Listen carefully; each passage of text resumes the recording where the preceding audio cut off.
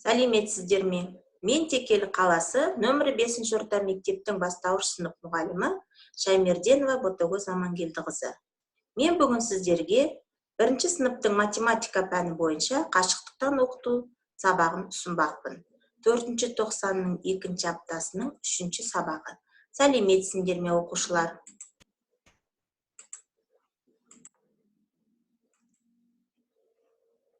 Сабақтың тақырыбы есеп шығару, ақшаны қалай төлейміз? 15 сәуір 2020 жыл.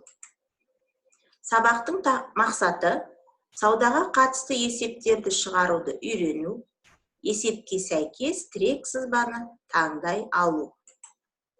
Бағалау критерийлері: монеталарды таниды, тауар бағаларын салыстырады, есепті шығарады және кері есеп құрастырады.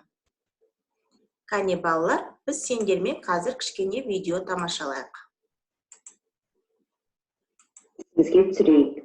Есеп шартынан тұрады және сұрағынан тұрады, шешуі болады және жауабы болады. Есептің 2 бөлігі болатынын есіңе сақта. Біріншісі шарты, екіншісі сұрағы. Есептің шартын сызба түрінде көрсетуге ыңғайлы. Сен бүгінгі сабақтан саудаға қатысты есептерді шығаруды үйренесің, есепке сәйкес тірек сызбаны таңдай алатын боласың. Есеп: Назым асханадан тоқаш пен 1 стақан сүт алды. Тоқаштың бағасы 20 теңге, 1 стақан сүттің бағасы 30 теңге. Назым қанша ақша жұмсады? Бірінші есептің шартын жазамыз. Назым асханадан тоқаш пен 1 стақан сүт алды. Тоқаштың бағасы 20 теңге, 1 стақан сүттің бағасы 30 теңге. Келесі сұрағын жазамыз. Назым қанша ақша жұмсады? Сұрағын жазғаннан кейін шешуіне көшеміз.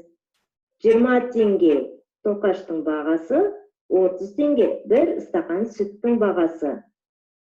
Яғни Назым қанша ақша жұмсаған білу үшін 1 стақан сүттің бағасына тоқаштың бағасын қосамыз. Нәтижесін тапқаннан кейін жауабын жазамыз.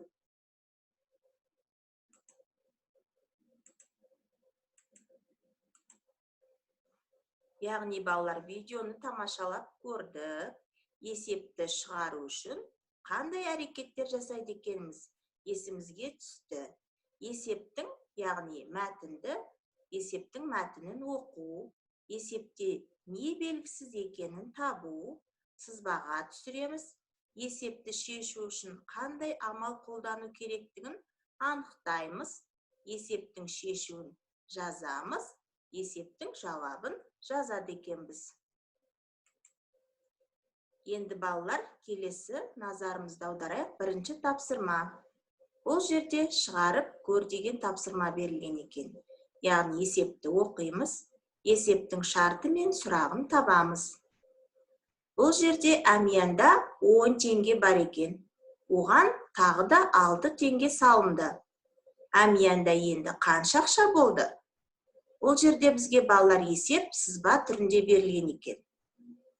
10 теңге бірінші бөлігі, 6 теңге екінші бөлігі. Болған салынды дейді. Яғни бұл жерде барлығы қанша болған бүтінін табамыз. Есептің шешуі мен жауабын шығарып, есепті оқып, шартын құрап шығарамызда, WhatsApp желісі арқылы тапсырманы жіберсеңіздер болады. Керемет балалар, тамаша. Келесі тапсырмамыз біздің 2 есеп. Қарындаш 10 теңге. Дәптердің қабы қарындашқа қарағанда 2 теңгеге арзан екен.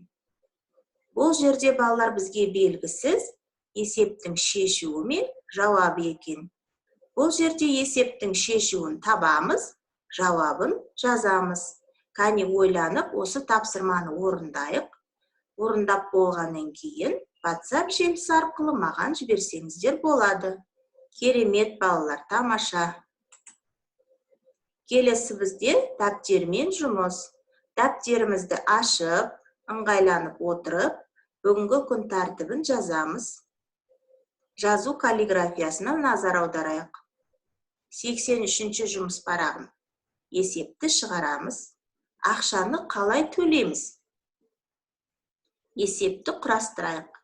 Есептің бөліктеріне сәйкес келетін атаулармен сызық арқылы қос. Есептің шешуін аяқта деген тапсырма берілген. Бұл жерде балалар есептің шарты, сұрағы, шешуі, жауабы берілген екен. Сендер осы тапсырманы сызықшалар арқылы қосып, тапсырманы орындап болғаннан кейін WhatsApp желісі арқылы маған жауабын жібересіздер. Тамаша балалар, мен сендерге ризамын. Енді балалар осы сабағымызды қорытындылай келе, келесі сұрақ жауапқа көшейік. Есептің басқа тапсырмалардан қандай айырмашылығы бар? Есептің негізгі бөліктерін атаңдар. Есептің сұрағы дегеніміз не? Сұрағы жоқ есеп бола ма? Кәнеки, осы сұрақтарға жауап берейік. Тамаша балалар, мен сендерге ризамын. Кәне, осы сабақтың бүгінгі мақсатымыз есімізге түсіріп кетейік. Бүгінгі біз сабақтың мақсатына жеттік пе? Саудаға қатысты есептерді шығаруды үйрену. Есепке сәйкес тірек сызбаны таңдай алу. Келесі үйге тапсырма. Яғни бұл жерде балалар тапсырманы орындап көр. Сызба бойынша есептің мәтінін құрастырамыз. Бұл жерде балалар сендерге үйге тапсырма сызба бойынша берілген екен. Шиенің 4, қара өрік 6. Барлығы неше екенін тауып, шешуімен жауабын жазамыз. Бұл есепті де мұқият орындап, тапсырманы орындап болғаннан кейін WhatsApp-пен маған жіберсеңіздер болады. Балалар, тамаша, керемет. Сау болыңдар.